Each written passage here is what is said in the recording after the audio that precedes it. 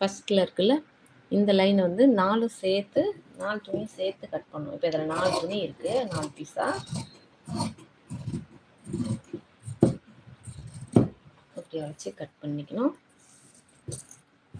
இப்போது ஃப்ரண்ட்டில் இருக்கிற ஒரு துணியை மட்டும் எடுத்துகிட்டு இந்த பட்டியை மார்க் பண்ணியிருக்கோம்ல, இதை வந்து கட் பண்ணணும். ஒன்று மட்டும் எடுத்து கட் பண்ணணும், அது ஞாபகம் இருக்கட்டும்.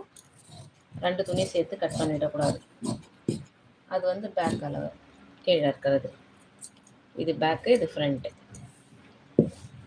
இப்போ இது வந்து 2 நெக்கும் ஒன்றா தான் இருக்குது. பேக் நெக்கு ஃப்ரண்ட் நெக்கு ரெண்டும் ஒன்றா தான் இருக்குது. அதனால நான் ஒன்றாவே கட் பண்ணிக்கிறேன். வேறு வேறு அளவு வரும்போது தனித்தனியாக தான் கட் பண்ணணும்.